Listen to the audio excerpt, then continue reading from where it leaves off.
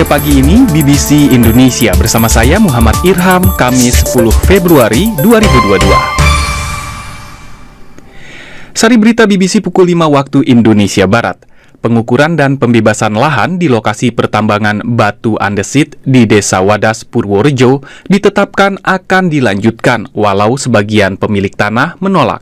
Kegiatan pengukuran tanah oleh petugas dari Kanwil BPN Jawa Tengah akan tetap dilanjutkan dengan pendampingan pengamanan yang terukur. Vaksin merah putih yang telah memasuki uji klinis tahap pertama diproyeksikan untuk anak-anak dan vaksin booster COVID-19. Lalu penyelidikan independen di Belanda mengaitkan bank sentral negara itu dengan perdagangan budak transatlantik.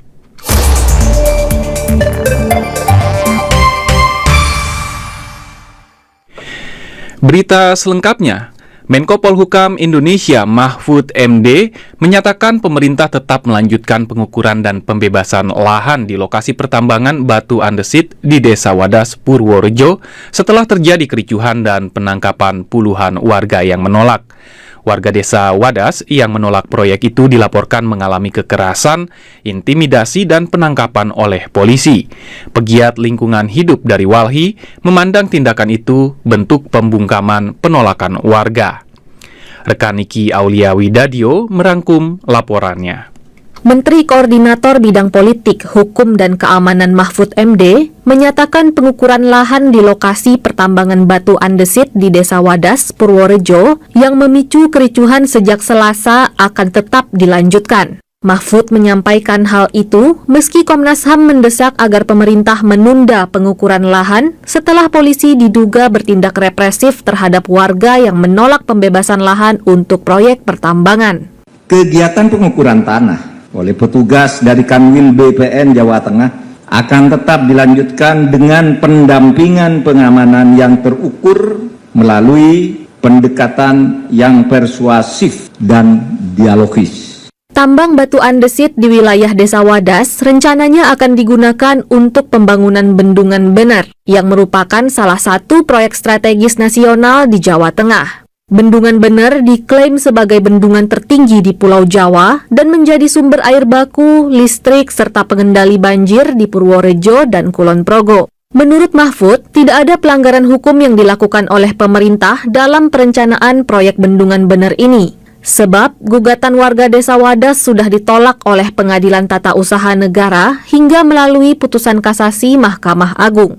Mahfud juga membantah bahwa polisi telah melakukan tindakan represif terhadap warga yang menolak. Sebanyak 64 warga yang sempat ditangkap juga telah dibebaskan pada Rabu malam. Sempat terjadi gesekan di lapangan, tetapi gesekan itu hanya ekses dari kerumunan warga masyarakat sendiri yang terlibat pro kontra atas rencana pembangunan dan Polri hanya melakukan langkah-langkah pengamanan di dalam gesekan antar warga itu.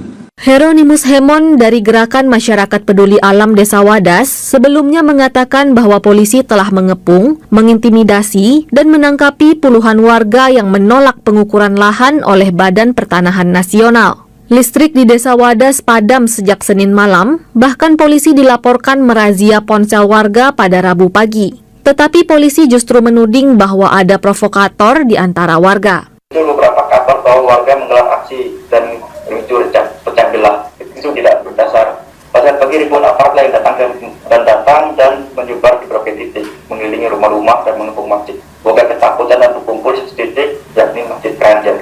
Sementara itu, Gubernur Jawa Tengah Ganjar Pranowo mengklaim bahwa pengukuran tanah hanya dilakukan pada lahan warga yang setuju. Dari 617 bidang tanah yang akan dibebaskan, pemilik dari 346 diantaranya telah sepakat menjual tanahnya untuk pertambangan. Yang dilakukan pengukuran adalah mereka yang sudah sepakat. Kami tidak akan masuk kepada mereka yang belum sepakat untuk menghormati mereka dengan sikapnya. Itulah kenapa kami sangat hati-hati.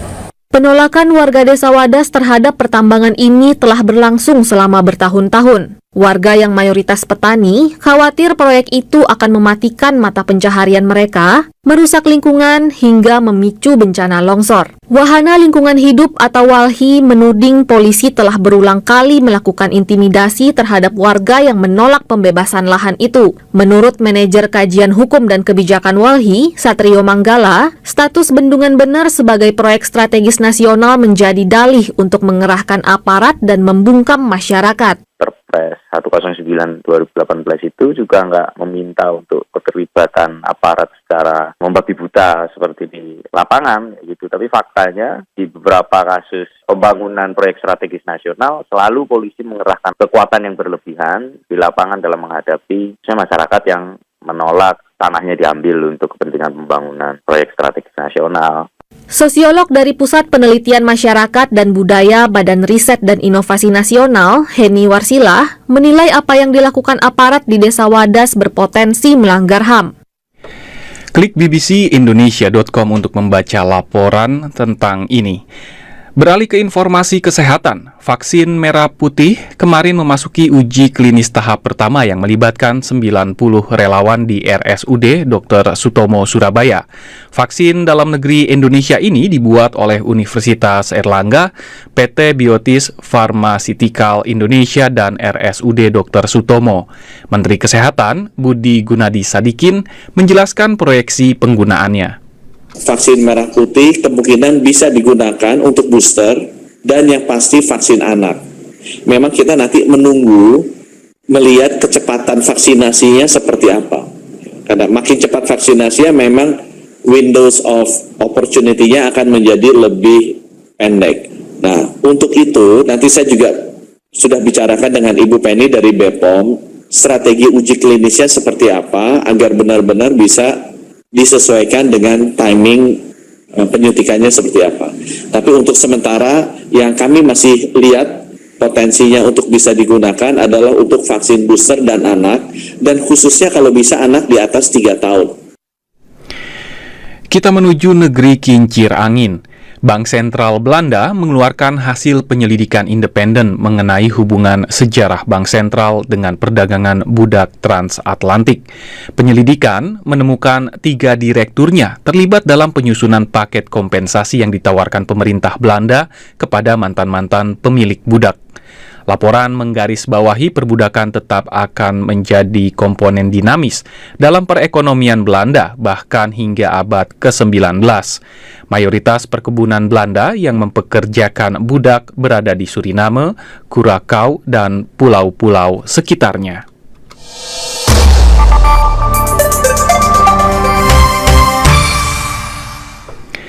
Saya Muhammad Irham masih memandu dunia pagi ini BBC Indonesia dan kita akan segera ke Brazil. Presiden Jair Bolsonaro ingin meningkatkan jumlah tambang di wilayah Amazon. Namun baru-baru ini kejaksaan telah melayangkan gugatan hukum kepada beberapa perusahaan pertambangan emas terbesar negara itu dengan tuduhan bahwa sebanyak 30% emas perusahaan diproduksi secara ilegal. Di samping itu, lokasi tambang-tambangnya berada di wilayah adat yang dilindungi. Pemerintah membentuk gugus tugas untuk melakukan penggerebekan ke dalam hutan-hutan Amazon dalam operasi untuk membongkar praktik yang disebut mereka sebagai tambang emas berdarah. BBC mendapatkan akses eksklusif untuk turut dalam operasi gugus tugas ini. Laporan berikut dibawakan rekan Astu Destra Ajeng Rastri. Jauh di dalam hutan Amazon, Brazil, ratusan kilometer jaraknya dari jalanan umum terdekat, tambang emas ilegal menghancurkan kehidupan komunitas masyarakat adat. Salah satunya adalah wilayah tempat tinggal orang-orang Yanomami di negara bagian Roraima. Di sana, diyakini ada lebih dari 20.000 penambang liar yang beroperasi secara ilegal. Analogi blood diamond atau berlian berdarah sangat cocok di sini. Kita berkendara bersama Kepala Polisi Federal di Boa Vista, Chief Gilberto. Ini adalah kota lokal terdekat dari wilayah Roraima.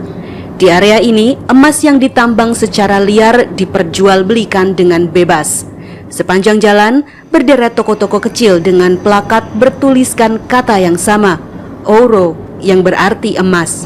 Di sini tindak kriminal biasanya disebabkan oleh kerusakan alam yang seharusnya diwarisi oleh seluruh populasi Brazil. Dan kerusakan alam ini mempengaruhi populasi masyarakat adat yang merupakan orang-orang yang sangat rentan pada perubahan alam. Mereka hidup di area pertambangan emas ilegal. Chief Gilberto memimpin gugus tugas lintas instansi. Tugasnya menginvestigasi jejaring kriminal di belakang tambang-tambang emas ilegal ini.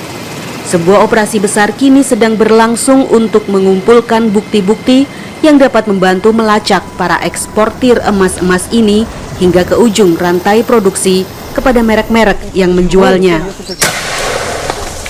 Para penambang berlarian masuk ke dalam hutan saat mendengar suara helikopter yang kian mendekat.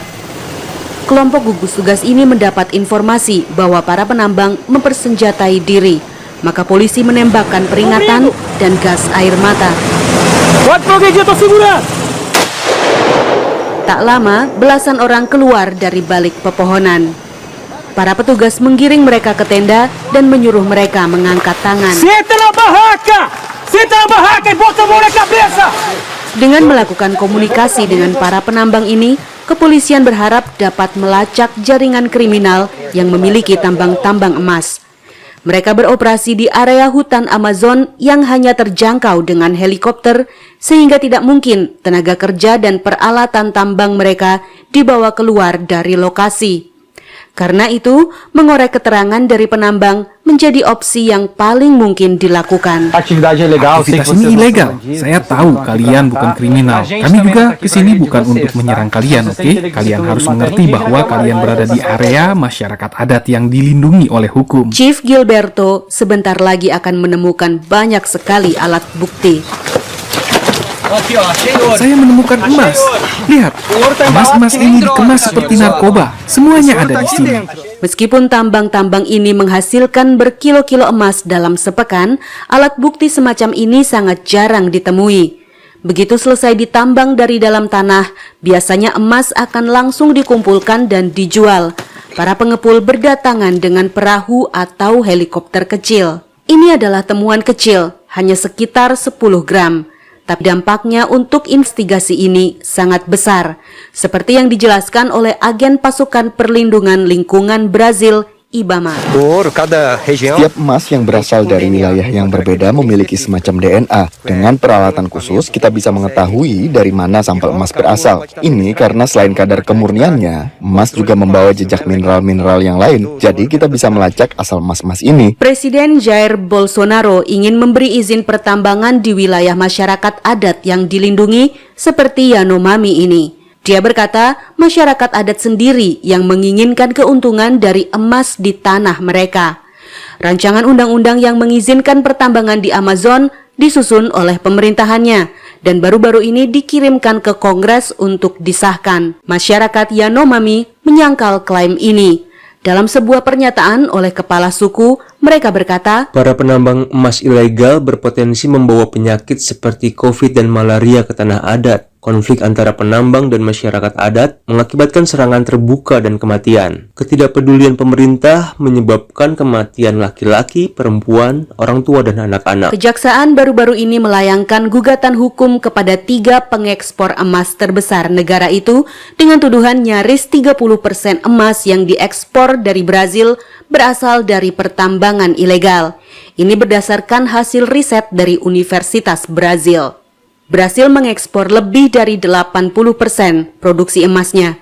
Negara-negara pengimpornya antara lain Kanada, Swiss, Inggris, dan India.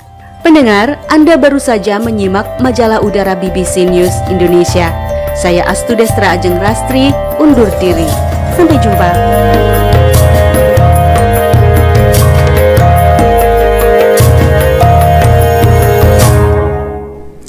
Demikian rangkaian kabar dari dunia pagi ini BBC Indonesia, Kamis 10 Februari 2022. Perkembangan berita dunia dan nasional bisa Anda ikuti di bbcindonesia.com. Saya Muhammad Irham dan rekan Rohmatin Bonasir yang duduk di meja produser mengucapkan terima kasih atas kebersamaan Anda. Salam.